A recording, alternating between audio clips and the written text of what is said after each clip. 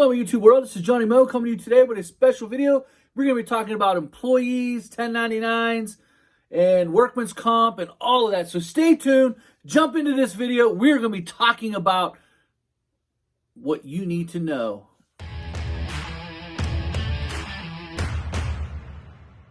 Hello my YouTube world, this is Johnny Mo. Like I said in the intro, we're going to get into it. This video, I wasn't going to do a video about this topic, but last night I was on Facebook. I thought Copper Creek and Florida Turf Pros did an excellent video on the 1099 versus W-2. Well, then I was on Facebook last night and I saw a thread, I think it was in Lawn Pros. A guy was asking questions about workman's comp, and I'm sitting there and I'm looking at the responses, and I'm like, no one knows what they're talking about. It's no wonder why people are so confused. I want to do this video. I want to talk about W-2s, and we're getting into it. We're dropping knowledge. Boom. First of all, it is illegal to 1099 your employees. When they show up at your house at a certain time, say 8:30, and they get in your truck and they wear your shirt, it is illegal, punishable by a fine, to 1099 your employees. They do not own their own business. Okay? All right. You want to know why people 1099 their employees? Because they don't want to do what's right with the W-2, because they want to be illegal and rip people off. They're criminals. Criminals. Say it with me. And if you're watching this, you are a criminal. You're not allowed to 1099 your employees. And just because you haven't got caught doesn't mean it's still not illegal. And you can't say, and if you're an employee and you're watching this and you're being 1099, you are part of the crime now. Well, I didn't know any different. Go run a stop sign. It doesn't matter. You run the stop sign, you're still going to get the ticket. I know it don't me. You're responsible for the taxes. You're not a business entity. Do you have business insurance? Do you have other clients? Or do you work 40 to 50 to 60 hours a week for one person? You can't be 1099. It's terrible. The reason why most people do not want to do or have no clue is because they do it illegally. Most channels you see that have employees, they're being paid cash. That's why. And it's these same channels that give out this stupid information. You gotta go get an LLC because you're being protected. Your assets will be protected. But it's the same channels that say I 1099 my employees. Or it's the same channels that don't have a separate bank account. For an LLC, all a lawyer has to do is find one transaction where you took money and you used it as your personal own. You went to Walmart, you bought groceries, and you used your business account. It only takes one transaction that ties you from the limited liability corp to the business. You become one, they come right after your assets. It only takes one time. And if you're so good at being everything's separate, I run this like a legit corporation, I pay myself a paycheck, I do this legitly, then you wouldn't 1099 your employees. Because you're trying. Why are you 1099? Because you don't want to match FICA and the Medicare tax. FICA at the time, back when I did it, was 6.2%, and Medicare was 1.45%. So let's just break it down. A 40-hour work week, someone making $10 an hour, there's $400. So out of that check, every single check, what you're going to do is you're going to take a portion of it. So you have FICA, federal, state, local, and if you unemployment. You have all 5 of these things that got to come out of that check. Now, unemployment is more on your end as opposed to employees' end. When I was doing it, my employee only paid 27 cents, where I paid up to 11% of the paycheck. So let's break this down. So you got $400. You're going to write the check out. You're going to take out approximately about $60, probably around 64, $65. That's his part of it. You put that into a separate account, and then every quarter you're going to write the government a check for their part. So now, not only are you going to write a check for about 60, $70, but in that same pay period, you have to take out your part. What is your part? Your part is FICA, Medicare, and probably unemployment in your state. You got to take out those three things and you match it. For me, out of that $400 check, it ended up to be around $74. His part was about $60. My part was $74. So you take the $141, $145, you put it into another account, and then every 3 months when a quarterly rise, you filled out a little paper, and then it figured it out for you, what you owed for that quarter, and then you write a check to those people. And then the same thing for state. You get on your state website, you fill in their income, and then they want their money every quarter. So you fill it out. In PA, they made it easy. State income tax. Boom, boom, boom, boom. Write it out. Every quarter I filed it out, filed it electronically, moved on. Same thing with local. Mail it out. That's what you have to do. But they don't want to do that. They want to take the easy way out because they don't have to match the extra income. And you also don't have to pay what's called workman's comp. Let's jump into workman's comp now. Not every state has workman's comp. Not every state requires it. You can get online, find a list of them. So, workman's comp generally is going to be a policy. Now in Pennsylvania, I have to have workman's comp on my employees. Generally, the policy is ran through whoever your insurance agent is through. It goes from anywhere from the lowest I've ever got it was 7%. The most I paid was 11%. So it's 7 to 11% of whatever they make. So let's say they made $20,000 that year. Let's just take an easy 10%. Your policy will be about $2,000 for the year for that employee if it's 10%. Now, let's say they have a couple claims. Let's say you got 2-3 claims in 1 year. Your provider will then probably drop you, and you'll have to go on what's called a state-aided workman's comp because you can't be without workman's comp. It's just you've had so many claims that your insurance no longer wants to do it. So now you have to go to a really high one, which is about 16 to 20% of their wage. And they're the only ones that'll take you. So, obviously that's a lot of money. Some states don't require to have workman's comp. Most do.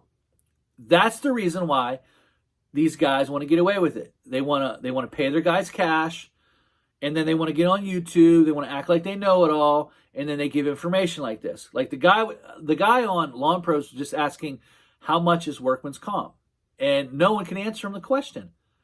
And I started thinking about it. I'm like, it's the same thing with the W-2s versus 1099. It is illegal to have an employee and 1099 them.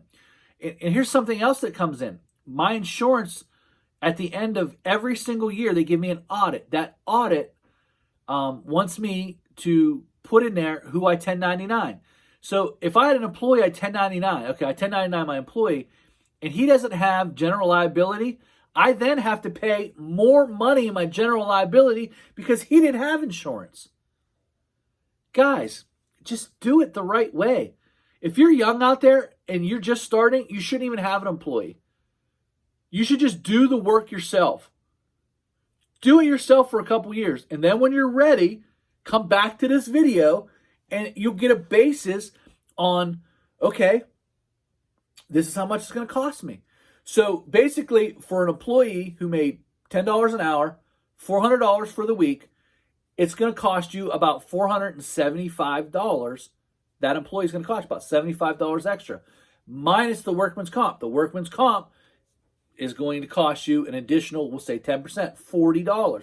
So you're looking at a little over $500 a week for that employee. That's what it's going to cost you. Now, my workman's comp didn't get taken out weekly only because it was a part of my my liability insurance. It was part of that package. It had my commercial vehicles, it had my workman's comp, it had my general liability. So the landscaper contractor part of it had those 3 areas in it already. So it was just part of my monthly fee, what I paid for insurance. So I want to address another thing on YouTube here. And I want to make sure that you understand what's going on here. Okay, so I have a super chat. But this super chat, I'm going to give it to a nurses fund. Okay? So you donate to me. YouTube takes out 30%. They give me the remaining. I take that's in my account under my name, and I take it to the Nurses Fund, which is a legitimate organization. It's probably a 501c3, and they give me a certificate saying that this was a legal donation. The donation came from me. Me. That's not a pass-through, by the way. That's not a pass-through. I'm still going to get a statement from YouTube. I'm still going to get a statement from YouTube saying, YouTube gave me this income. They're then going to report this income to the IRS. And if that does not match on my taxes, they're going to want to know why. Oh, it's a pass-through. I took the money from YouTube and I gave it to them. I passed it through. You got to write it all off. You got to write it off. What's wrong with you people? So you gave all this money to a bunch of guys and you don't even get to write it off. I'm not a 501c3. I'm not someone, you can't just give money to me and say, I gave it to Johnny Moe. I'm writing it off. I'm not giving you a signed certificate saying that I'm a 501c3, that this is I'm not United Way. Guys, you're being hoodwinked. Do it right. Just go to the organization, give them a check if you want to do it that way, and then they can, boom, there you go. You have a certificate. It's a legal write-off. It's a legal write-off. It's a legal write-off. So this one thing they did, they gave it to a little girl who needed money. That's cool. Shane and them, they get to write this off. And they're going to write it off. Or else they're going to pay taxes on it. It's not a pass-through. YouTube is going to report the income. They don't know what you're doing. They don't know, oh yeah, that's a donation. Sure, that's a write-off. Don't worry. They're reporting this to the IRS. Guys, do not listen to these guys. Do not listen. It's terrible advice. Do not go to your accountant unless they've given you a certificate that says that your money went to that thing. Do not go to your accountant, because what's going to happen is IRS is going to say, hey, your donations this year, it was quite a bit. You gave a lot to this. You know what? I want proof of that. You want to know how I know that? Because that happened to me back in the 90s. Back in 1998, I got a letter saying, hey, you donated a lot of money. I want to see every single receipt that went to this organization. I wanted to see every canceled check that went to that organization. I had to go find the organization, all the organizations I gave to. I had to go find the canceled check, and I had to match them up and then send it in. Guys, you can get in so much trouble. Stop doing this. Do you understand?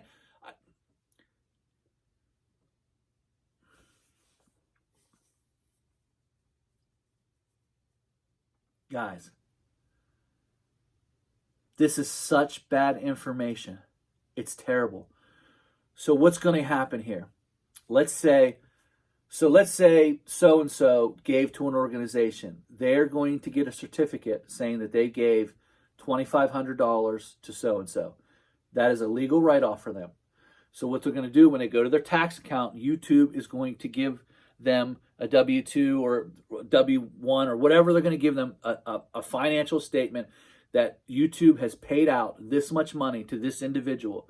They will then have to go into a long-form write-off, a Schedule C, and they will have to claim the income. Plus, they then can write off, hey, some of this was mine, but some of this I wrote off. The guys that are giving to, it's not a write-off for you. Just know that you're doing it out of your heart, and there's no way for you to write it off. So if you attempt to write this off, you could get into some serious trouble. Stop giving to these people. Stop it.